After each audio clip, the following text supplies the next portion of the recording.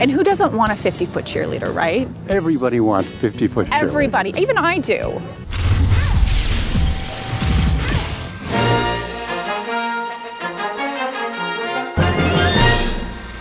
What's up, guys? Nikki Novak here for Young Hollywood at Comic-Con with one of the kings of Comic-Con, Roger Corman, and a few of his friends. Although they're not 50-foot cheerleaders at the moment, did you shrink them just for the purpose? We shrank them to fit the frame here. So they could fit the frame. How big do they get? They get 50 feet? They get to be a full 50 feet. Put them together, it's 100 feet. So you are an Academy Award winner. You have been in the business for so long.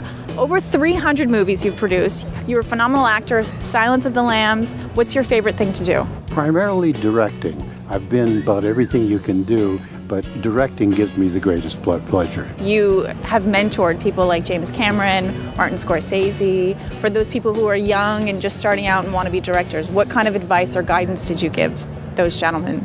The best advice I could give is to stay with it if you really believe it. If you want to be a filmmaker, you never give up. If you're ambivalent, go into real estate. So Attack of the 50-Foot Cheerleader, it's a great title. Excited to see the film. Give us a little idea of what it's about.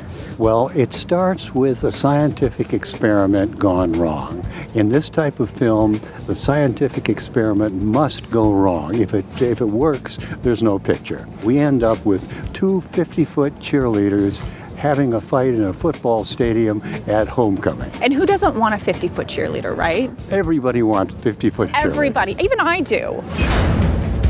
She is like a mountain.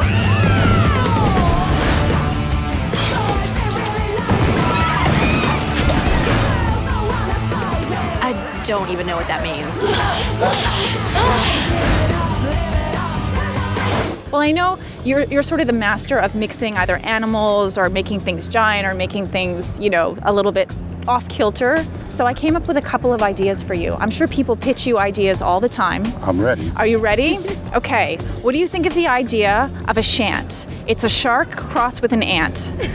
Actually, it's very good. I think the idea of shark crossed with an ant has never occurred to me because you know what? I wonder why.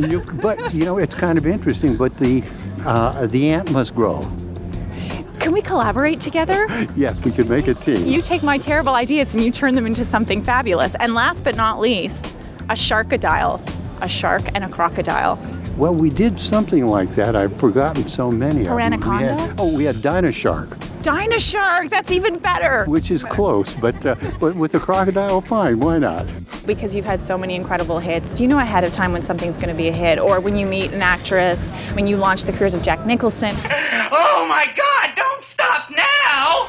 Do you know a star, do you know a hit when you see it? I can get a general feeling whether this is going to work or not, but I've been wrong a couple of times. Well, I wanted to address on that note one of your quotes. Avoid comedy or drama because they actually have to be good.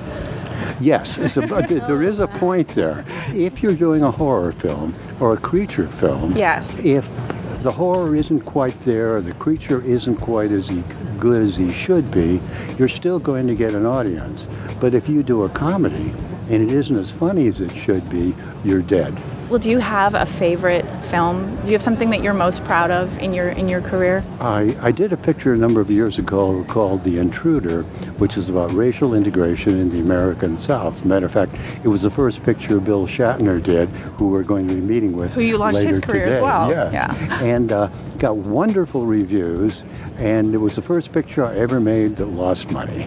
Really? And you're most proud of that one? Yes, except the weird thing is, we made the picture around 1960, and in about 2006 or 7, it finally broke even. How did you achieve such levels of success? What do you think the keys are? I think first you have to have a love for what you're doing, and a desire to do it, and then a desire and willingness to work harder than the other guys. So many people obviously look up to you. Is there anybody who's sort of iconic to you, or who would be your superhero since we're at Comic-Con? Well, actually, my superhero would actually have a good time at Comic-Con. It's the Russian director Eisenstein of the 1920s, and he was the master of montage. And I think with everything going on here, he could create a great montage. Before we leave, I wanted to ask our lovely cheerleaders here if they would give Roger a cheer.